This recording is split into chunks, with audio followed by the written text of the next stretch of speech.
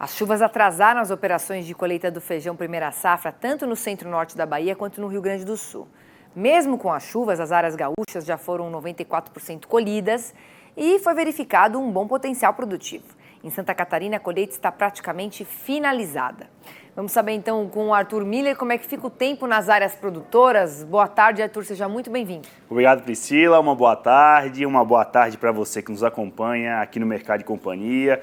A chuva, né, que por um lado aí, produtor de milho segunda safra vem esperando, mas que acaba atrapalhando, principalmente as operações em campo na região Nordeste. Até trouxe aqui o gráfico aqui dos próximos 30 dias para Assunção do Piauí, então chuvas aí volumosas, somando aí quase 80 milímetros nos próximos 5 dias, ainda vão atrapalhar os trabalhos em campo. A situação fica mais favorável a partir aí da segunda semana de maio, porque daí a chuva já fica mais agrícola e de forma aí mais mal distribuída. Inclusive, até olhando para as temperaturas aí na máxima de casa de 33 graus, inclusive com mínima de 18. Agora, olhando para o Rio Grande do Sul, aquilo que a gente já vem avisando, tem chuva volumosa nos próximos dias, então, apesar nos próximos 3 dias a chuva não chegar a 10 milímetros, chuvas começam, e principalmente no início da próxima semana, a ter uma frente estacionária que vai se formar nesse final de semana, então o volume de chuva em 5 dias pode passar de 150 milímetros no estado gaúcho, e claro, além de prejudicar os trabalhos em campo, deixa o estado sob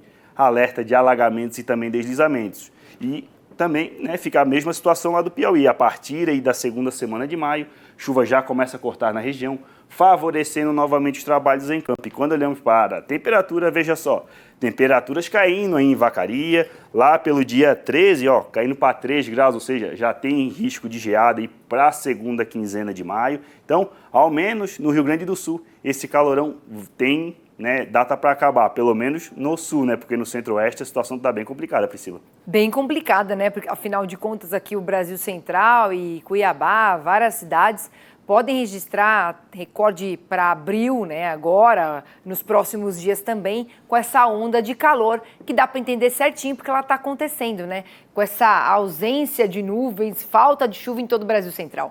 Exatamente, a chuva cortou mais cedo esse ano, inclusive, a chuva continuando na região sul, uma chuva que não chega no Paraná ainda nos próximos 5 dias.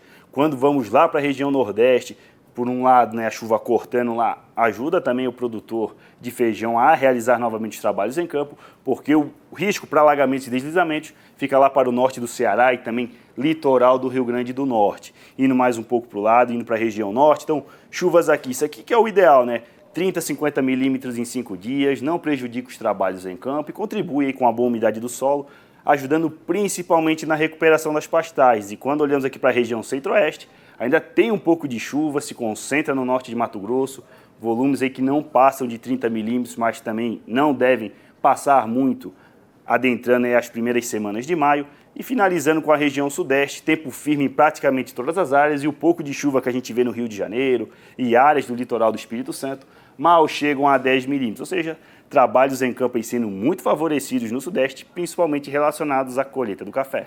E agora para as próximas 24 horas, Arthur, o que a gente pode esperar dessa sexta-feira? Sextou, hein? Então aí uma sexta-feira ainda com tempo firme no Brasil Central, mas já com possibilidade de temporais, principalmente em Rondônia e já no Rio Grande do Sul.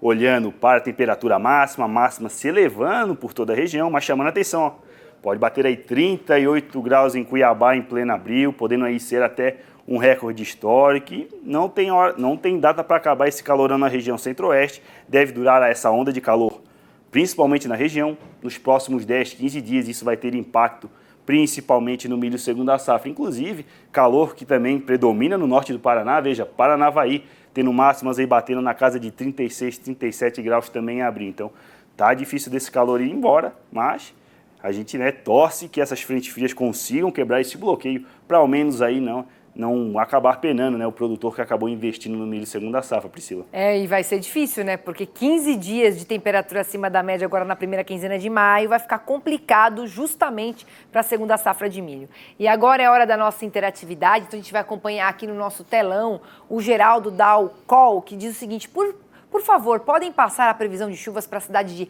Ecoporanga, no Espírito Santo? Obrigado. A gente que agradece, Geraldino. Então, respondendo o Geraldino, né, a previsão é de não ter chuvas aí volumosas na região, como a gente falou, ó, tem até uma chuva aí de 10 milímetros ainda no dia de hoje, mas a tendência é que a chuva já cortou na região sudeste, então se estendendo aí para o mês de junho. Tem um pouquinho de chuva, mas não são chuvas aí que chegam a 10 milímetros, inclusive olhando até para o mês de setembro, sem chuva também. Então, infelizmente, por um lado, favorece os trabalhos em campo, mas por outro, né, não acaba não contribuindo para as lavouras em desenvolvimento. Vamos mais uma aqui no nosso telão? É o Henrique Silva. Qual a previsão do tempo para os próximos 3 meses no município de Tailândia, no Pará? Tem uma Tailândia no Pará também, gente. Quem não sabia, agora já descobriu. Tá? Então, lá no Pará a história é diferente, né? Zona de convergência intertropical, a Zecite continua atuando na região. Então, nos próximos 30 dias, aí, quase 200 milímetros de chuva, claro. Nessa próxima semana, ainda chuvas aí somando quase 100 milímetros, ainda prejudicam os trabalhos em campo. Mas a partir do mês de maio, chuvas agrícolas aí, que mal chegam a 10 milímetros ao dia, contribuem aí com a umidade do solo aí, sem prejudicar os trabalhos em campo. Mesmo panorama a gente tem para junho e, claro, chegando aí já um final de junho e julho, com a chuva cortando, mas ainda totalizando aí quase 50 milímetros de chuva. Ou seja, lá no Pará o que não falta é umidade, Priscila. Muito bem. Tem mais uma aqui no nosso telão? Essa foi a última, então quem quiser mandar mais interatividade, é muito fácil, eu já vou te falar como vocês fazem, tá? É só vocês aqui enviarem uma mensagem para o número 11 94313 4234 ou então aponte o celular para o QR Code que aparece aí na sua tela. É simples e muito fácil, não se esqueça de informar seu nome, cidade e estado, além de falar o que você produz na sua região. Envie vídeos também para a gente mostrar aqui, não deixe de participar. Obrigada, viu, Arthur, pela sua participação aqui mais uma vez. Excelente fim de semana. Segunda-feira estamos de volta. E um ótimo final de semana, Priscila, obrigado. Um ótimo final de semana para você que nos acompanha.